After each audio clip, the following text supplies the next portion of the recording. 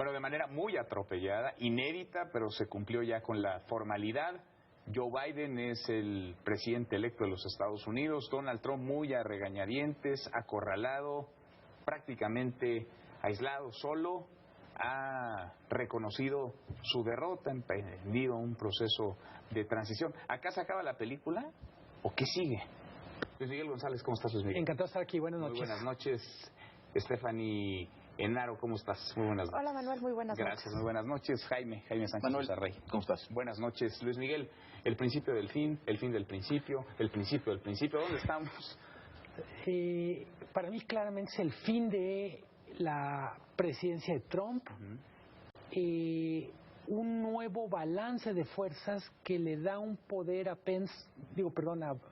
a Joseph Biden que no tenía el lunes.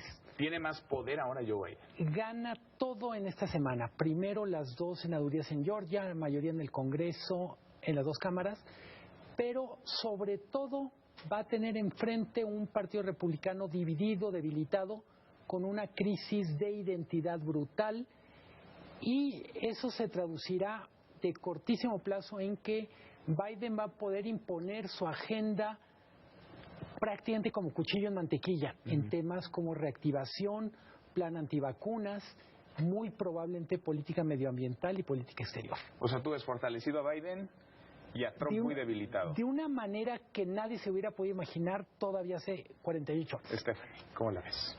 Yo veo 2 realidades en Estados Unidos. Veo a Biden muy fortalecido, como bien lo dice Luis Miguel, en la esfera política, pero por el otro lado veo que Trump se salió por la suya y sí construyó su muro, pero está adentro de Estados Unidos. Hay 70 millones de estadounidenses que le creen, y muchos que lo siguen ciegamente y que fueron capaces de irrumpir de esa manera en una ceremonia sagrada. Estamos viendo una transformación, la culminación de una latinoamericanización de la democracia estadounidense, y eso es alarmante porque tiene un mensaje muy fuerte para el mundo. El país está dividido, está partido por la mitad, porque si todo quedara en un mal perdedor, pues casi sería anecdótico. El asunto es que 70 millones o más de estadounidenses lo siguen todavía. Jaime, ¿qué te parece? Bueno, sí es cierto, el país está dividido entre, digamos, este mundo multicultural que se expresa políticamente y que los demócratas están abanderando, y este mundo, digamos, conservador, que es el que representa a Trump, ¿no? Y estos 70 millones de estadounidenses que, como dice Stephanie, le creen. Ahora, ese es digamos, el gran dato, digamos, estructural social. Pero lo que pasó el día de ayer, yo creo que tiene otra dimensión, ¿no? Es decir, no es solamente que haya inconformidad y que ya sabemos que hay extremistas de todos estos de Ku Klux Klan o extremistas supremacistas, etcétera, sino el hecho de que esto haya derivado en la violencia que vimos. No tiene que ver con la existencia de estas corrientes, porque han existido siempre. Tiene que ver con la instigación, el asusamiento que hizo Trump durante toda su presidencia, y particularmente el día de ayer, justamente previamente a la toma del Capitolio. Él los instó, él los O sea, no se puede ver de otra manera. Sí. Entonces yo estoy de acuerdo en lo que han visto, por ejemplo, lo que dijo Biden. Esto no es una protesta, es una insurrección. Creo que sí fue claramente un intento de golpe de Estado, a lo mejor muy mal planeado, pero fue. Y estamos ante esa realidad. Ahora, esto no se puede explicar solamente por la inconformidad de los norteamericanos, sino por un liderazgo que decide actuar de esta manera. Y lo pongo de manera muy simple. En 2000, Gore perdió la elección por decenas de votos, porque se suspendió el conteo en Florida. Era el vicepresidente. O sea, él como vicepresidente presidió justamente el conteo que le íbamos a hacer a Biden, y asumió completamente la decisión de la Suprema Corte de Justicia, ¿no? Trump desconoció sin ningún elemento todo el proceso electoral, todo el resultado, y justamente armó esta toma del Capitolio, ¿no? Entonces yo creo que esto sí deja una asignatura pendiente que yo creo que se está empezando a asumir por la clase política estadounidense, y no solamente por los demócratas, en el sentido de que si tú dejas vivo a este personaje, estás dejando una amenaza, pero clara y definitiva para la democracia. Pero Trump es el síntoma o la enfermedad, porque puede ser Trump, se puede llamar Donald Trump o se puede llamar de otra forma. ¿Es el síntoma o la enfermedad? No, pero ese es el punto. El punto es que si tú lo dejas vivo vivo en el sentido políticamente, y no te vas sobre él, porque justamente hubo una intentona de golpe de Estado, lo dijo Biden y lo dijo bien, el día de hoy, 5 agencias en el Congreso, 5 comités del Congreso, entre ellos Inteligencia y Seguridad Nacional, están pidiendo que el FBI investigue a Trump y a los que lo acompañaron en este proceso de sedición. Entonces, insisto, esto no se mueve solo. Sin este liderazgo esto no hubiera ocurrido. Puede volver a ocurrir con otro liderazgo, es posible. Pero si tú dejas en vivo a Trump, estás dejando a un nuevo Chávez a futuro. Tienen que llevar a Trump a la cárcel, tienen que impedirle volver de alguna forma. Pero no llevarlo porque hay que llevarlo, sino porque yo más que me leen tus sientes para que se haga justicia. Decías tú, es el síntoma de la enfermedad, son las dos cosas. En sí mismo es una especie de bacteria muy peligrosa para el organismo político, cívico de Estados Unidos, mediático, me atrevo a decir, y al mismo tiempo es la expresión de una sociedad que tiene muchos temas mal resueltos. Quiero tocar un tema que tocaba Stephanie y tiene que ver con la imagen que da ayer Estados Unidos frente al mundo. También enfatiza una de las enormes tareas de Pence y que es muy relevante para el resto del mundo, y es Estados Unidos de Biden. ¿Sabes qué digo Pence? Porque me parece que otro de los ganadores es Pence. Al quitarse puede romper, al quitarse el yugo de Trump, creo que puede aparecer como un liderazgo republicano que fue leal hasta donde pudo.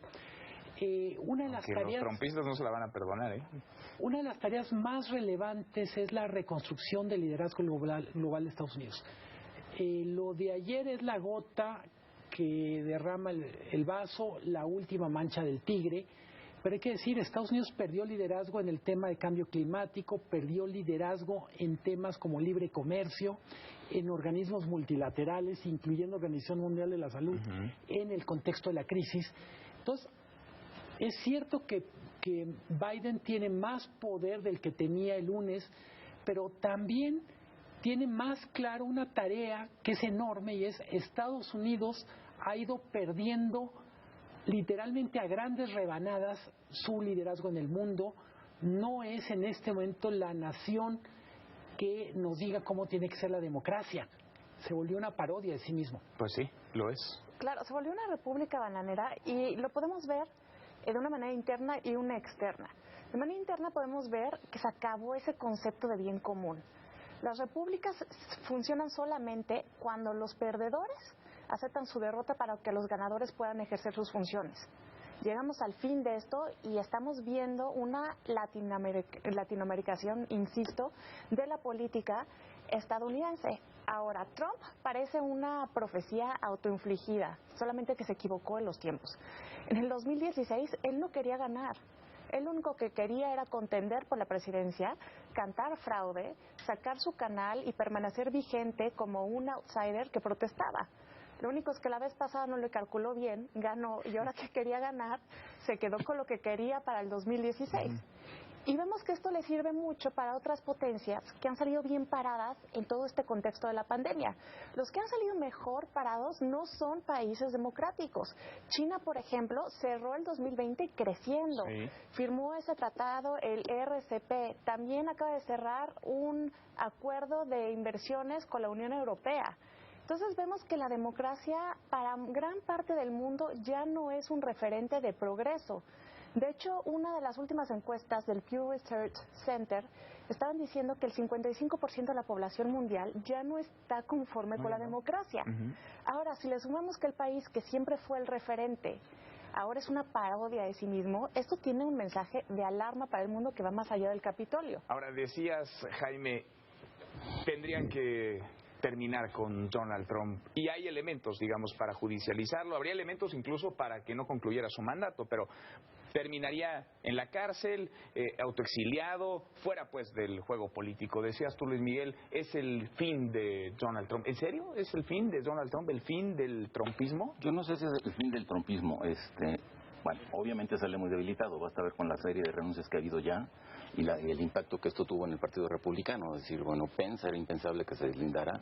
Bueno, tenía que hacerlo porque finalmente lo puso contra la pared. Qué bueno que alguien más dijo la palabra Pence.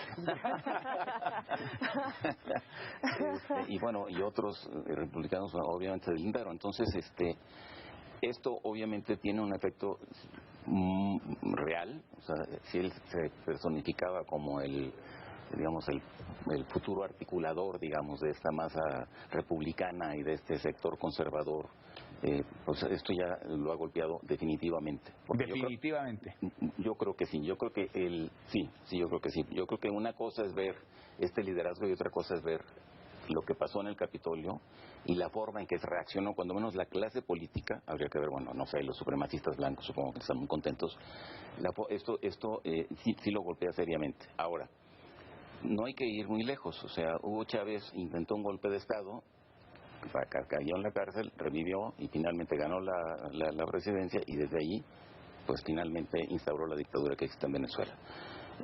Con Hitler sucedió algo igual, hubo un intentón de golpe de Estado, después ganó la elección y después instauró el tercer rayo, ¿no? Entonces, pues es una historia cantada. El problema de Trump es que tiene 74 años.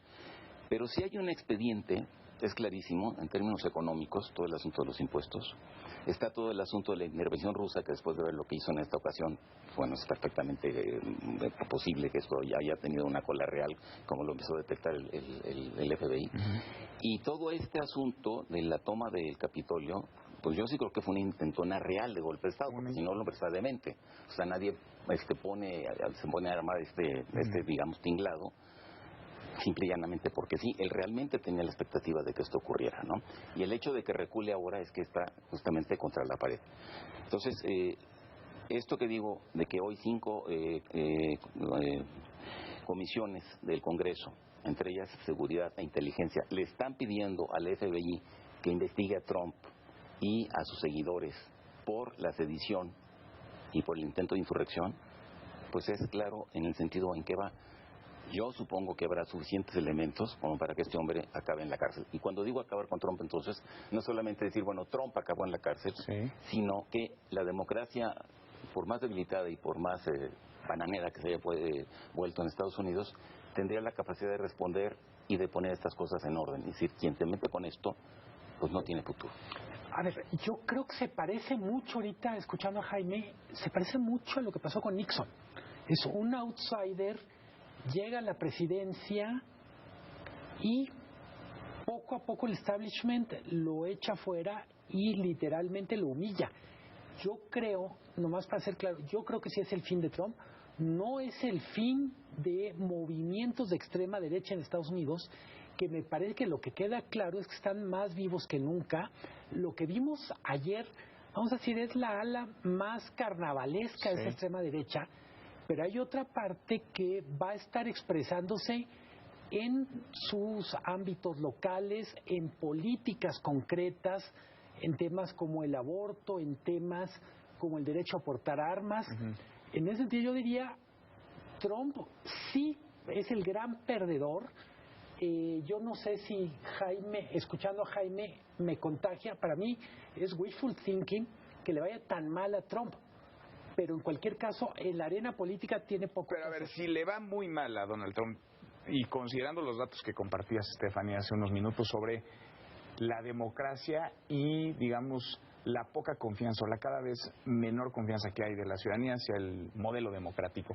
Si la gente no confía en la democracia, si el sistema todo, demócratas y republicanos, instituciones de seguridad, se le voltean a Donald Trump, no lo están victimizando, no lo están catapultando a ser justamente ese outsider que ya no juega dentro del sistema y capitaliza y canaliza el descontento social en la calle.